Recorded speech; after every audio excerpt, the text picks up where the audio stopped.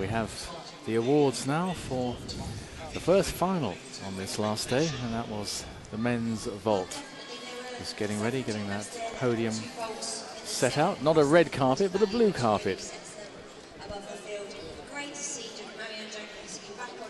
And the officials working hard. It was one of those things when I first arrived on Thursday for the first of the day of finals. Here some hours beforehand and seeing officials and everybody working very hard to not only get the equipment set up, but going around hoovering any little speck of dirt, any little speck of white that was going to show up on that blue arena was immediately attended to, and everything has happened in a quick and a high degree of efficiency.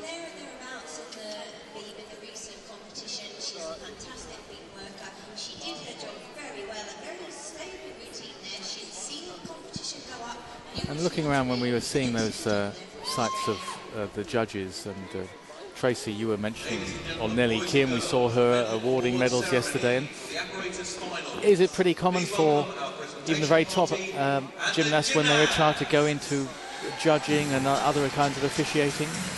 Yeah, sometimes, depending on their personal choice, sometimes the ex-gymnast might like to actually go into coaching. But I know it is definitely in Australia one thing that we try to encourage our ex-gymnasts to maybe move into the field of judging or coaching, or even transition across to another sport as well. Lists from the men's vault and the women's beam. It can be that the very best performers don't necessarily make the very best coaches. John, okay, great experience if someone has known what it's like to be in the Olympics, World Championships, but coaching itself is a different art, isn't it, to actually competing yourself? Yeah, look, sometimes the athletes that become good coaches are not necessarily the best athletes. It's quite often it's the athletes who have had to work harder to achieve, and through that hard work they have a much better understanding of the technique. And that's not always the case, but it's not uncommon for that to be the way that it works. Sometimes great skill can make you blind to what it takes if you have a lesser talent. This is a man of considerable talent, Anton Goloskovsky of Russia, taking the bronze in the vault. Flavius Kotzi of Romania, very solid performer, but really showing some high degree of skills. And you were saying his twists were really a highlight of that final, John.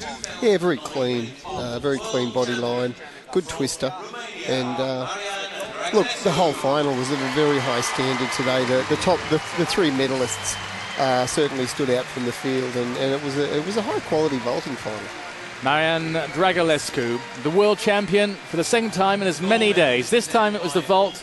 He took the floor gold on Saturday.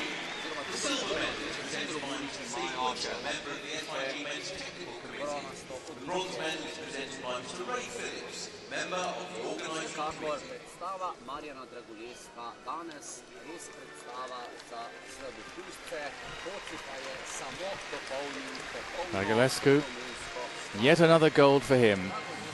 He made it a hat-trick of golds on the floor yesterday.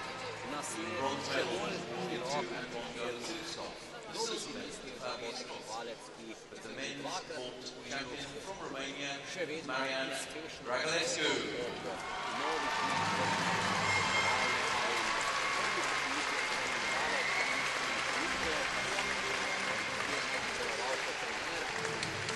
Ladies and gentlemen, boys and girls, please stand for the national anthem of Romania.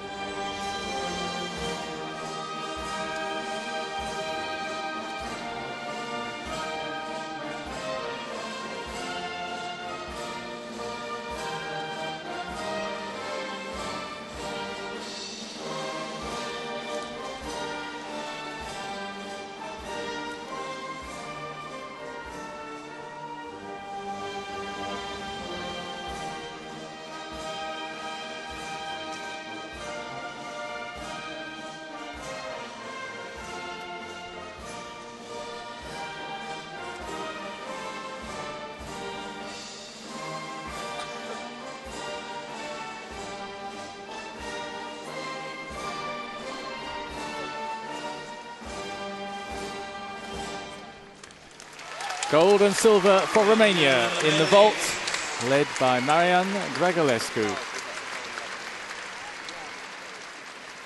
Gymnasts will now step forward towards the cameras.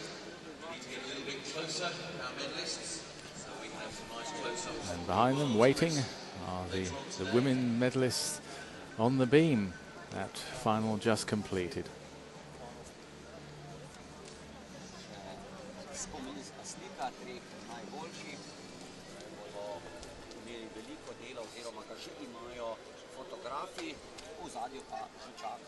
After coming back from that brief period of retirement, I think Dragulescu is perhaps counting down, saying there's fewer than 1,000 days left before those Olympics of 2012, and he may well have designs upon gold medal in the Olympics when gymnastics returns to the O2 Centre.